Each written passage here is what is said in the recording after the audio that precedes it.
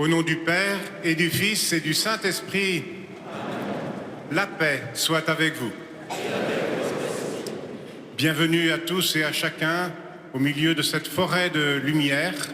Bienvenue à Saint-Germain-l'Auxerrois avec le chapitre de la cathédrale qui m'entoure. Bienvenue à nos amis de KTO et de Radio Notre-Dame. Bienvenue à chacun d'entre vous qui êtes venus ce soir prier en ce jour où nous fêtons la présentation du Seigneur Jésus au Temple de Jérusalem. Il y a 40 jours, c'était Noël. Frères bien-aimés, il y a 40 jours, nous célébrions cette nativité du Seigneur. Voici maintenant arrivé le jour où Jésus fut présenté au Temple par Marie et Joseph. Il se conformait ainsi à la loi du Seigneur. Mais en vérité, il venait à la rencontre du peuple des croyants. En effet, le vieillard Siméon et la prophétesse Anne étaient venus au temple sous l'impulsion de l'Esprit Saint et éclairés par ce même esprit. Ils reconnurent leur Seigneur dans ce petit enfant. Et ils l'annoncèrent à tous avec enthousiasme. Il en va de même pour nous aujourd'hui, rassemblés par l'Esprit Saint. Nous allons nous mettre en marche vers la maison de Dieu, vers l'autel de Dieu, vers l'autel du Seigneur, à la rencontre du Christ. Nous le trouverons, nous le reconnaîtrons dans le mystère de l'Eucharistie, en attendant sa venue dans la gloire. Ensemble, nous prions le Seigneur. Dieu qui est la source et l'origine de toute lumière, toi qui as montré au vieillard Siméon la lumière qui éclaire les nations, nous te supplions humblement que ta bénédiction sanctifie ces lumières et ces cierges, exauce la prière de ton peuple qui s'est ici rassemblé pour les recevoir et les porter à la louange de ton nom. Qu'en avançant au droit chemin, nous parvenions ainsi à la lumière qui ne s'éteint pas. Jésus, le Christ, notre Seigneur.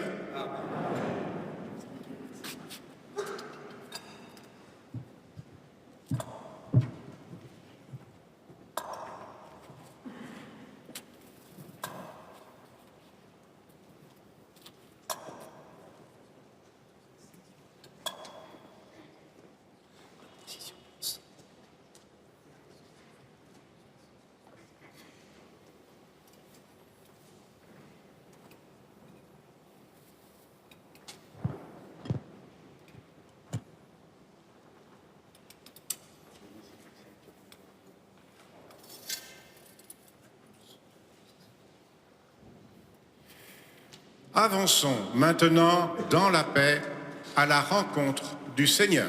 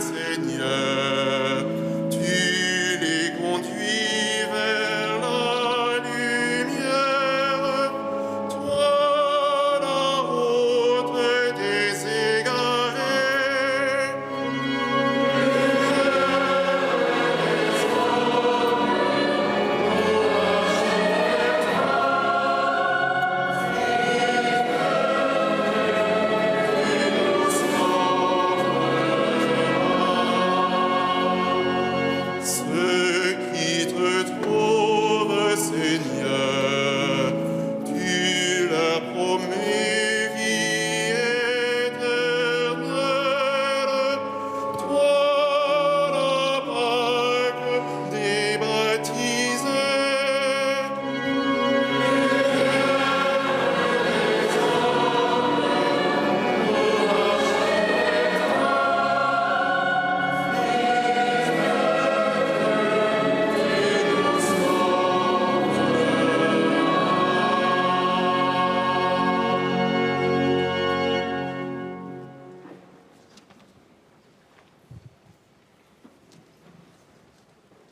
Ensemble, nous chantons la gloire de Dieu.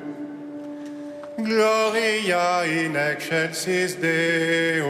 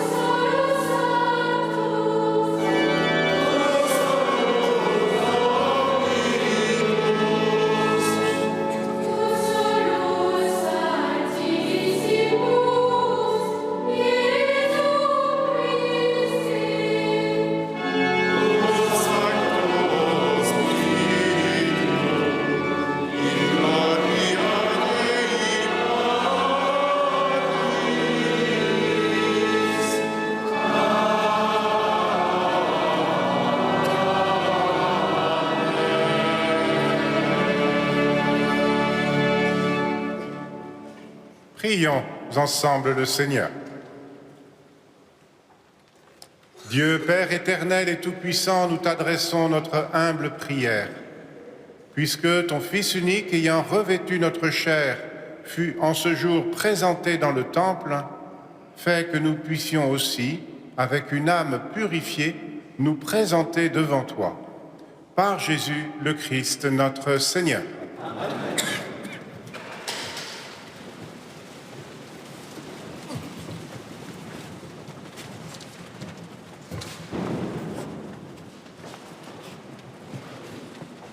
Lecture du livre du prophète Malachie. Ainsi parle le Seigneur Dieu. Voici que j'envoie mon messager pour qu'il prépare le chemin devant moi. Et soudain viendra dans son temple le Seigneur que vous cherchez. Le messager de l'alliance que vous désirez, le voici qui vient, dit le Seigneur de l'univers. Qui pourra soutenir le jour de sa venue? Qui pourra rester debout lorsqu'il se montrera? Car il est pareil au feu du fondeur, pareil à la lessive des blanchisseurs. Il s'installera pour fondre et purifier. Il purifiera les fils de Lévi. Il les affinera comme l'or et l'argent. Ainsi pourront-ils, aux yeux du Seigneur, présenter l'offrande en toute justice. Alors l'offrande de Juda et de Jérusalem sera bien accueillie du Seigneur, comme il en fut aux jours anciens, dans les années d'autrefois. Parole du Seigneur.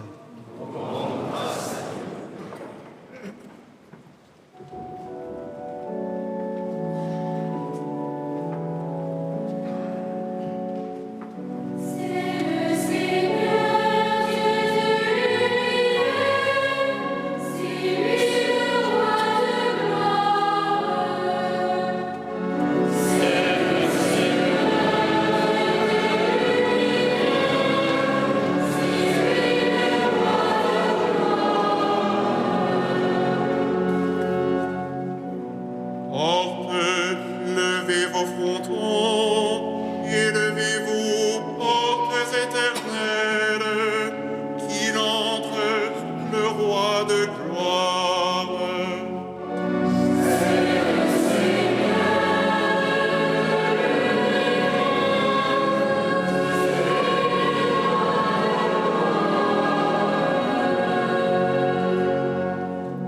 Qui est ce roi de gloire? C'est le Seigneur, le fort, le vaillant, le Seigneur, le vaillant des combats.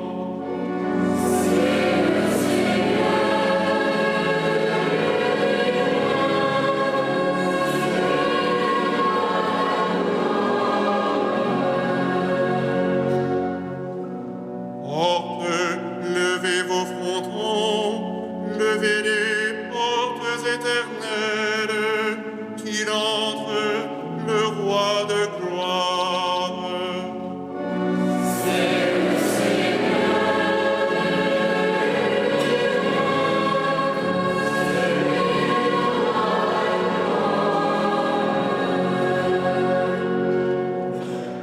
Qui donc est ce roi de gloire?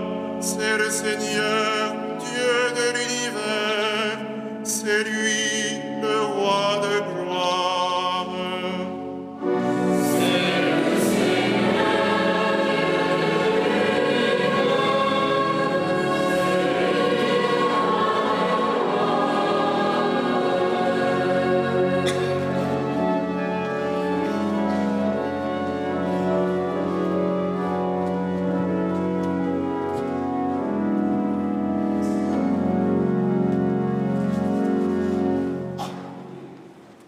Lecture de la lettre aux Hébreux. Puisque les enfants des hommes ont en commun le sang et la chair, Jésus a partagé lui aussi pareille condition. Ainsi, par sa mort, il a pu réduire à l'impuissance celui qui possédait le pouvoir de la mort, c'est-à-dire le diable, et il a rendu libres tous ceux qui, par crainte de la mort, passaient toute leur vie dans une situation d'esclave. Car ce qu'il prend en charge, ce ne sont pas les anges, c'est la descendance d'Abraham. Il lui fallait donc se rendre en tout semblable à ses frères pour devenir un grand prêtre miséricordieux et digne de foi pour les relations avec Dieu, afin d'enlever les péchés du peuple. Et parce qu'il a souffert jusqu'au bout l'épreuve de sa passion, il est capable de porter secours à ceux qui subissent une épreuve. Parole du Seigneur.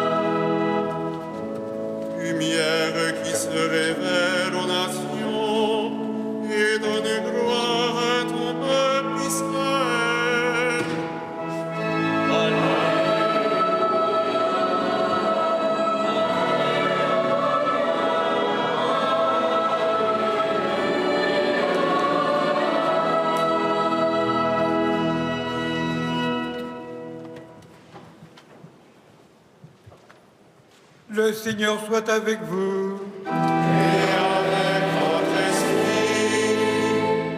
Évangile de Jésus-Christ selon saint Luc.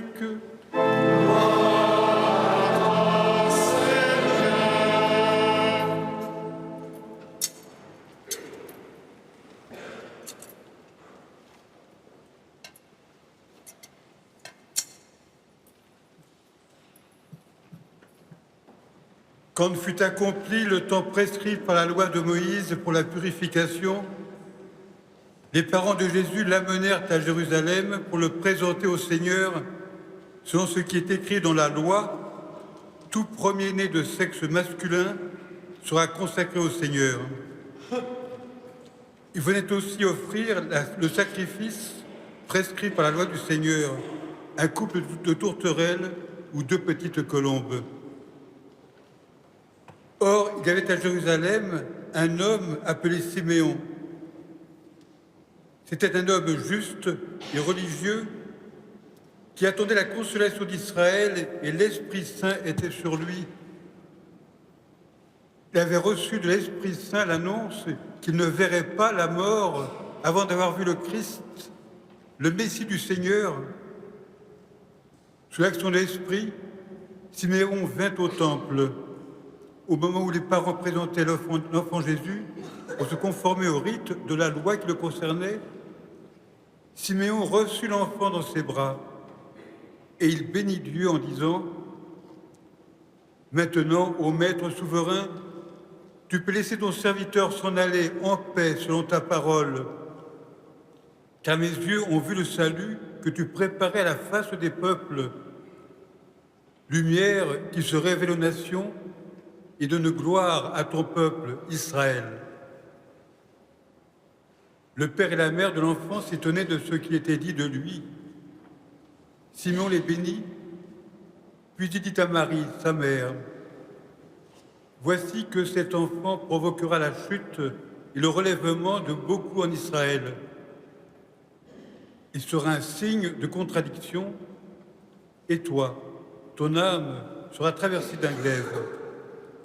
Ainsi seront dévoilées les pensées qui viennent du cœur d'un grand nombre. »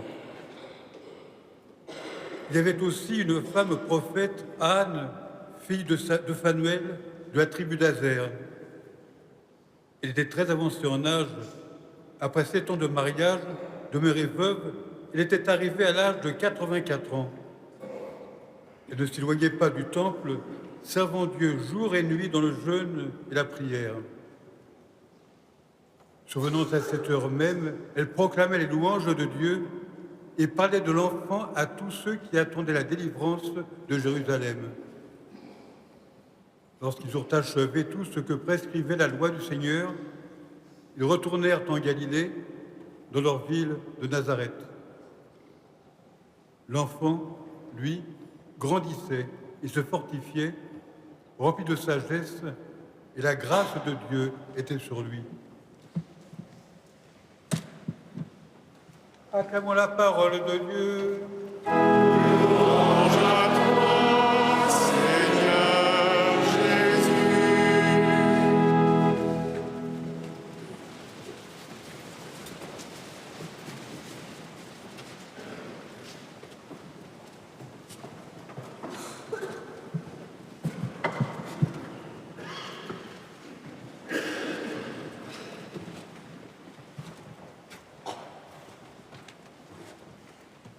J'aime bien ces 2 figures de personnes âgées, pieuses, qui sont là à Jérusalem, dans le temple. Je les aime bien parce qu'elles nous aident d'abord à identifier le Seigneur, mais aussi à cause de leur âge, grâce à leur sagesse.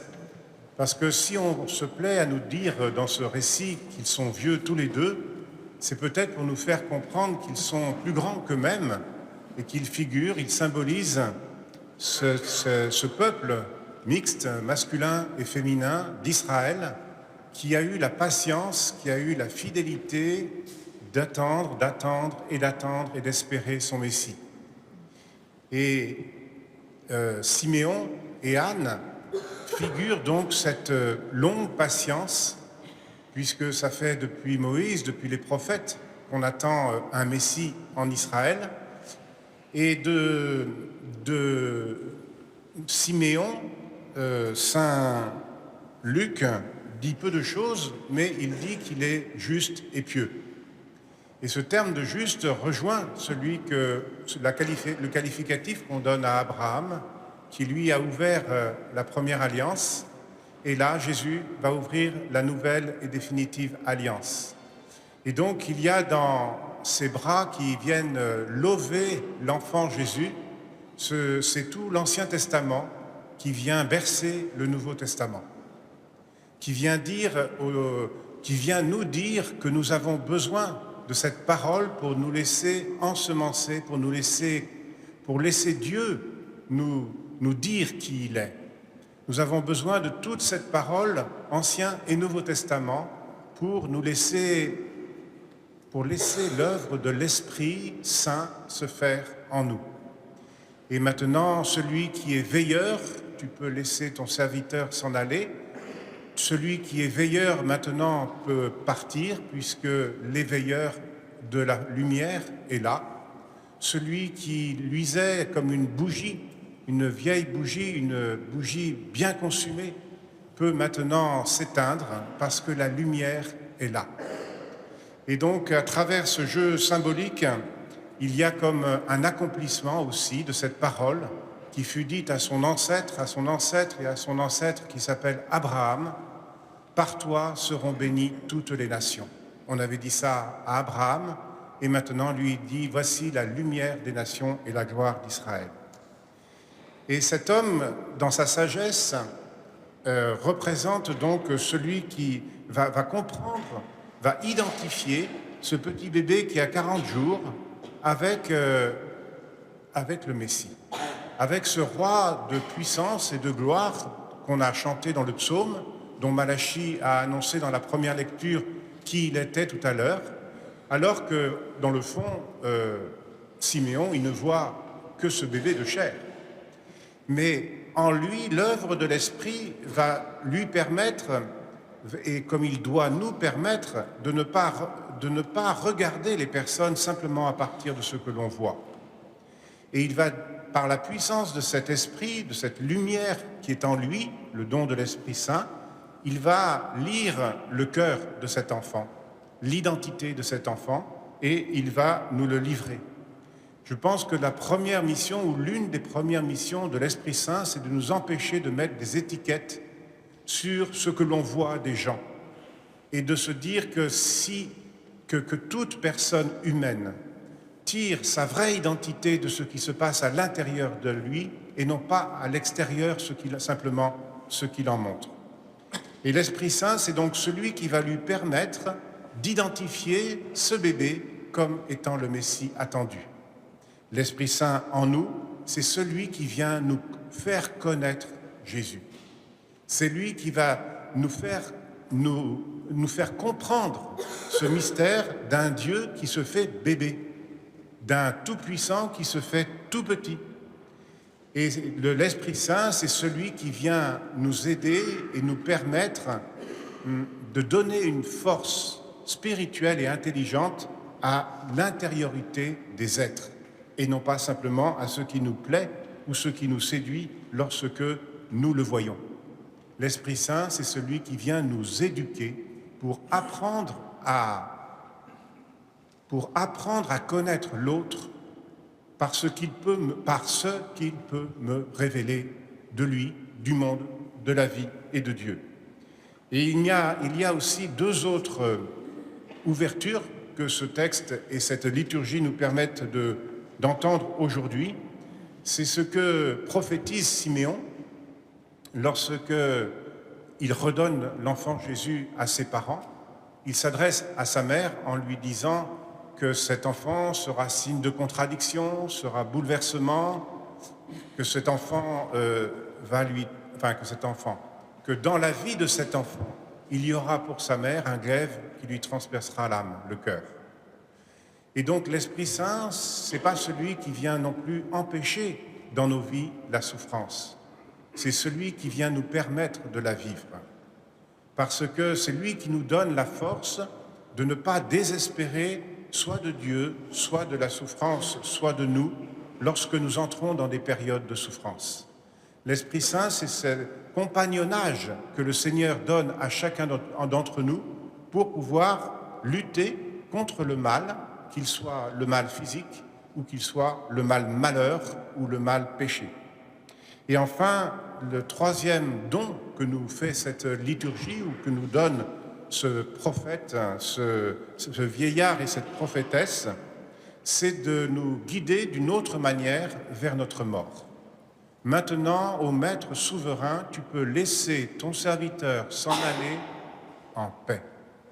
Il me semble que l'Esprit Saint, c'est celui qui transforme la peur que nous avons de mourir dans le désir d'une rencontre, qui va nous faire voir la mort non pas comme une fin, mais comme un passage, non pas comme un néant, mais comme une rencontre, non pas comme des ténèbres, mais comme la lumière. Rencontrer Dieu dans son mystère, voir Dieu. Et donc, je pense, et je vous propose, en cette fête de la lumière, en cette fête des nations, en cette fête de la gloire d'Israël, en cette fête de la présentation de Jésus au Seigneur, d'appeler sur nos vies chacun cette part d'Esprit Saint qui nous est destinée pour être dans ce monde et dans notre société telle qu'elle est, une lumière de Dieu pour les autres.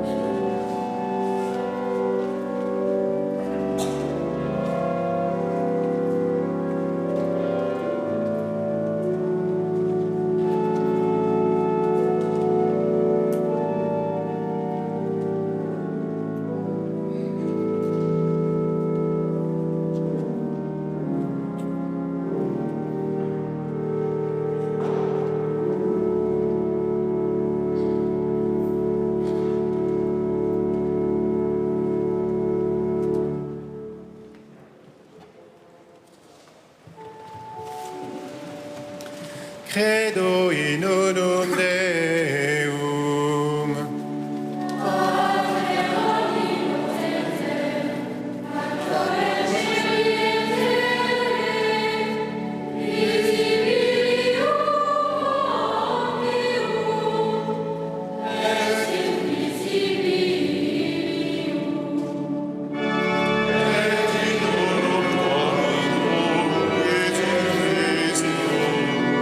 Filium Dei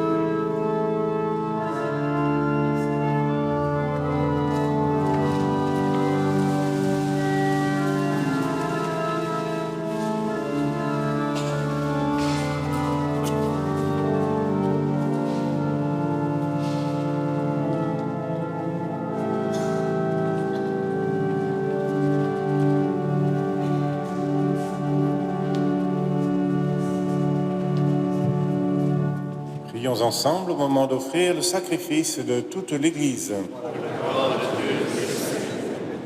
Accueille, Seigneur, avec bonté les dons de ton Église en fête. Elle te les présente pour le sacrifice de ton Fils unique, puisque tu as voulu qu'il s'offre à toi comme l'agneau sans tache pour le salut du monde, lui qui est notre Seigneur pour les siècles des siècles. Amen. Le Seigneur soit avec vous.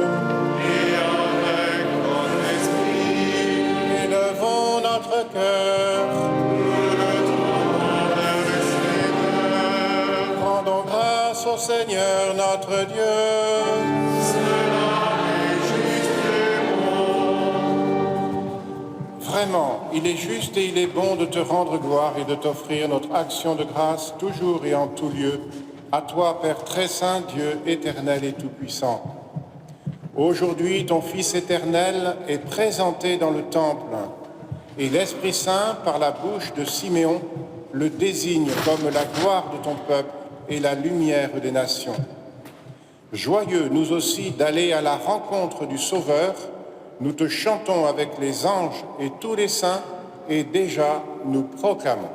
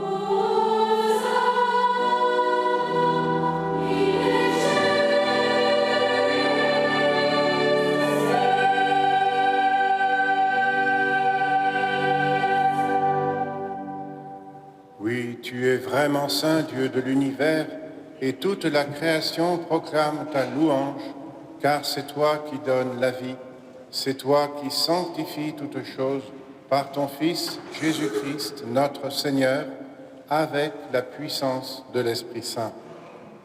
Et tu ne cesses de rassembler ton peuple, afin qu'il te présente partout dans le monde une offrande pure. C'est pourquoi nous voici rassemblés devant toi, et dans la communion de toute l'Église, nous célébrons ce jour où la Vierge Marie te présenta dans le temple son enfant nouveau-né, ton Fils unique, notre Seigneur. Par lui, lumière née de la lumière, Dieu Tout-Puissant, nous te supplions de consacrer toi-même les offrandes que nous apportons.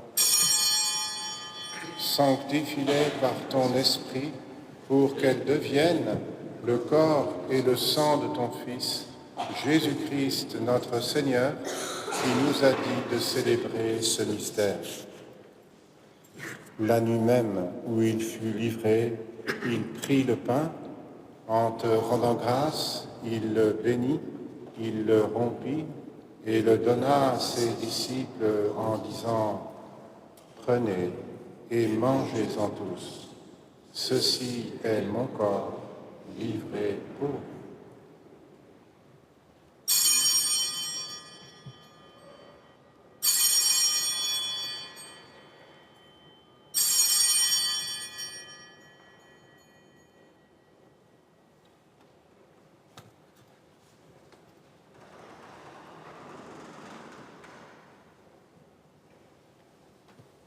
De même, à la fin du repas, il prit la coupe.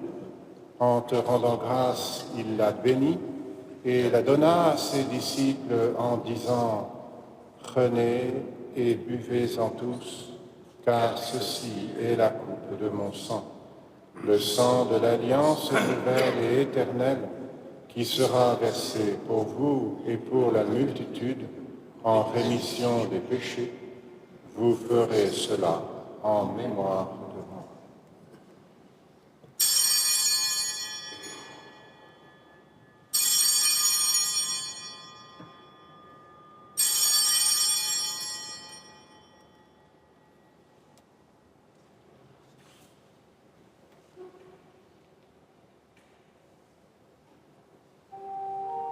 Il est grand le mystère de la foi.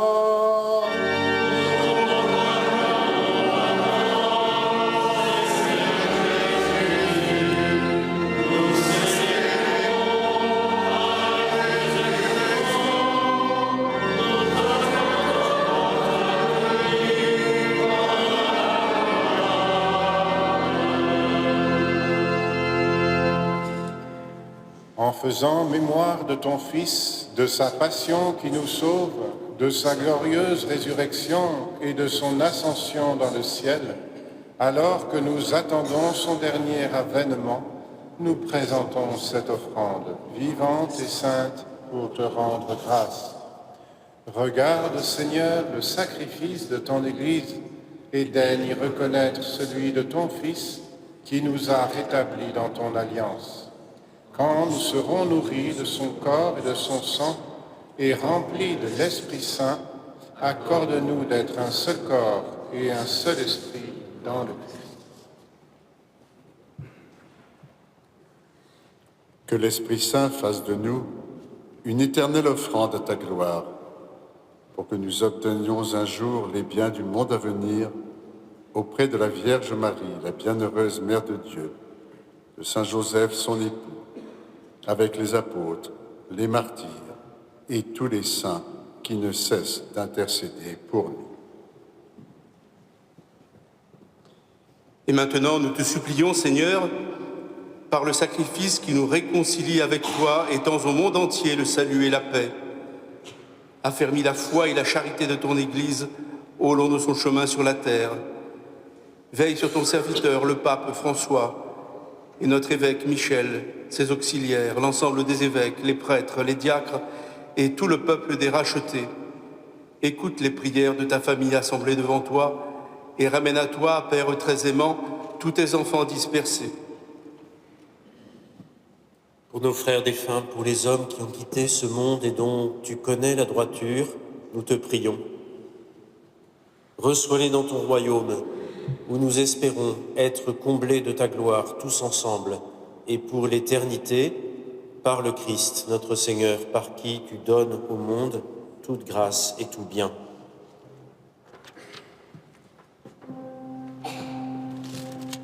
Par lui, avec lui et en lui.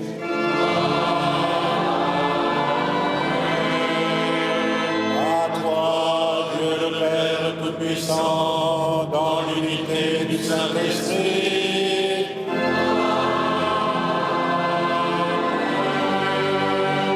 Tout honneur et toute gloire pour les siècles des siècles.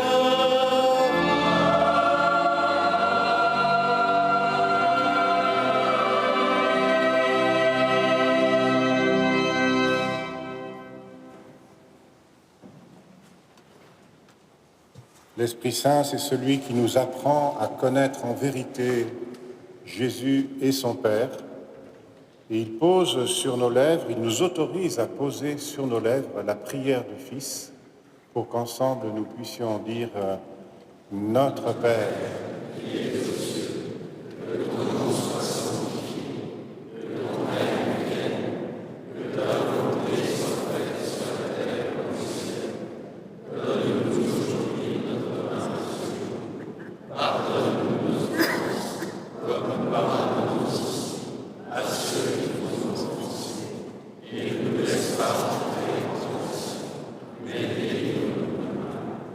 Oui, délivre-nous de tout mal, Seigneur, et donne la paix à notre temps.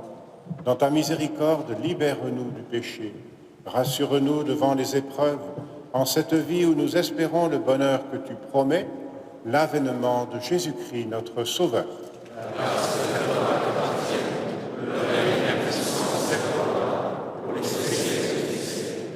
Seigneur Jésus-Christ, tu as dit à tes apôtres, je vous laisse la paix, je vous donne ma paix. Ne regarde pas à nos péchés, mais la foi de ton Église. Pour que ta volonté s'accomplisse, donne-lui toujours cette paix et conduis-la vers l'unité parfaite, toi qui règnes pour les siècles des siècles. Amen. Que la paix du Seigneur soit toujours avec vous. Frères et sœurs de la charité du Christ, donnez-vous la paix.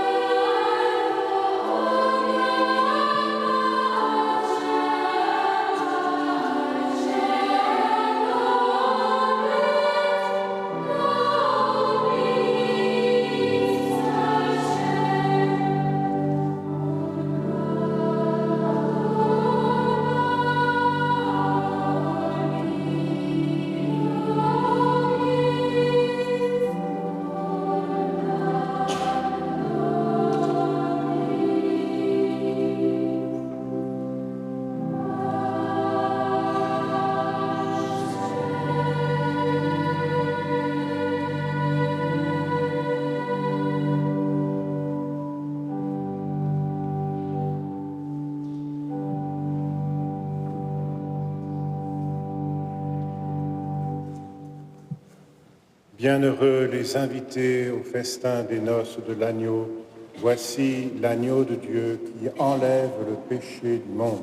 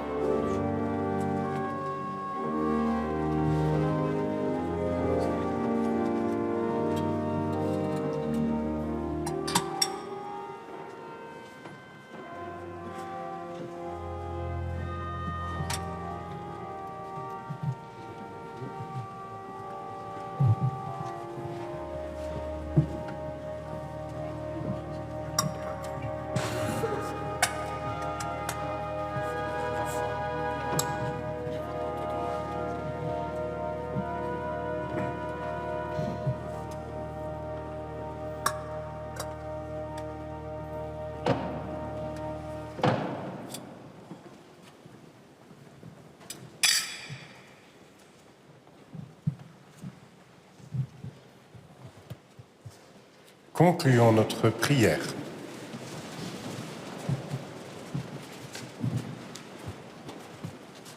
Par cette communion, Seigneur, prolonge en nous l'œuvre de ta grâce. Toi qui as répondu à l'espérance de Siméon, tu n'as pas voulu qu'il meure avant d'avoir accueilli le Messie. Puissions-nous, nous aussi, obtenir la vie éternelle en allant à la rencontre du Christ, lui qui est notre Seigneur pour les siècles des siècles. Amen. Je vous invite à emporter avec vous la feuille de liturgie, surtout l'agenda, où vous aurez sur le verso, déjà le programme du carême.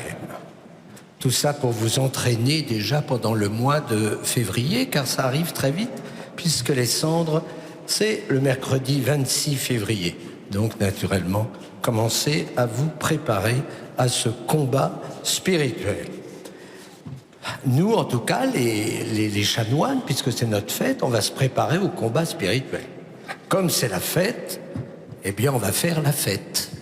Et donc, après la Sainte Eucharistie, nous nous retrouverons autour de notre évêque, Monseigneur Marcet, et comme ça on sera raisonnable, parce qu'il est là comme épiscope, il va nous surveiller pour qu'il n'y ait pas d'excès. Mais c'est l'occasion de prier pour le chapitre cathédral, qui est un vénérable chapitre, et donc qui a entre autres comme responsabilité d'être là pour la vénération de la couronne d'épines avec les chevaliers du Saint-Sépulcre, dont vous pourrez les voir pendant les vénérations.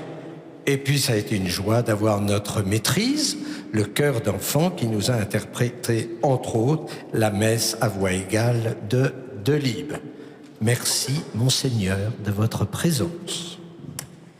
Le Seigneur soit avec vous. Et avec votre esprit.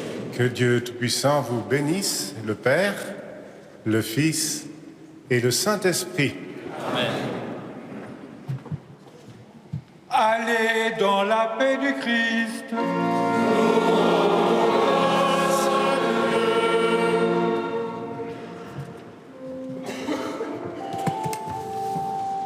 Amen.